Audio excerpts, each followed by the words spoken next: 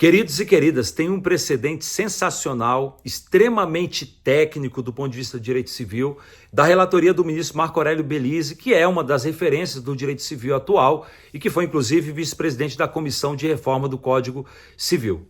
Basicamente é o seguinte: havia um casal casado no regime da comunhão universal de bens. E sabe qual é a grande característica do regime da comunhão universal de bens? É que a herança recebida por qualquer dos cônjuges se comunica.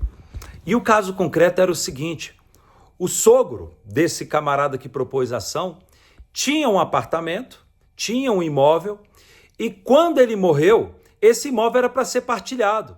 Era para a filha dele receber, por herança, parte do imóvel.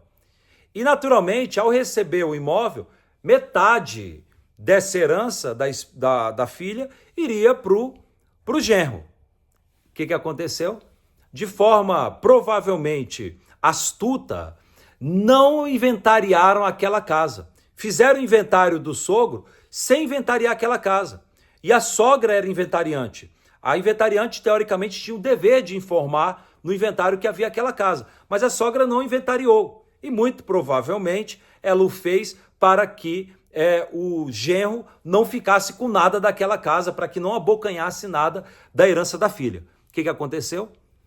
Tempos depois, não foi inventariado, foi mantido tudo na escuridão. Tempos depois, o genro se divorcia da mulher.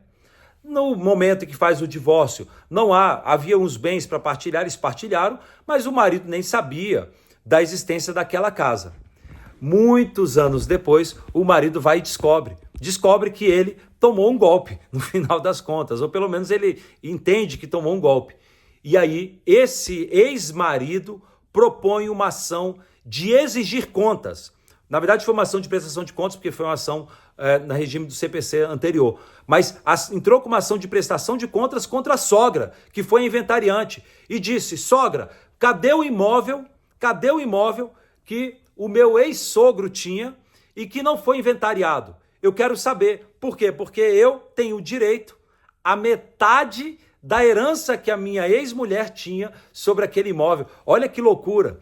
E aí o STJ foi convidado a discutir se o ex-genro pode propor ação de exigir contas contra a ex-sogra por ela ter sido inventariante e ter ocultado um imóvel, nessa hipótese em que havia o regime da comunhão universal de bens. O STJ disse que sim, realmente ele tem direito, e foi muito técnico o julgado pelo fato de reconhecer que com a morte ocorre a transmissão imediata do patrimônio para os herdeiros e, portanto, quando o sogro morreu, a herança toda passou para a esposa e, como a esposa era casada no regime da comunhão universal de bens, metade da herança dela era do então marido, que depois virou ex. Sensacional o precedente, e foi aí um precedente que merece sua atenção com o uso da técnica do direito civil.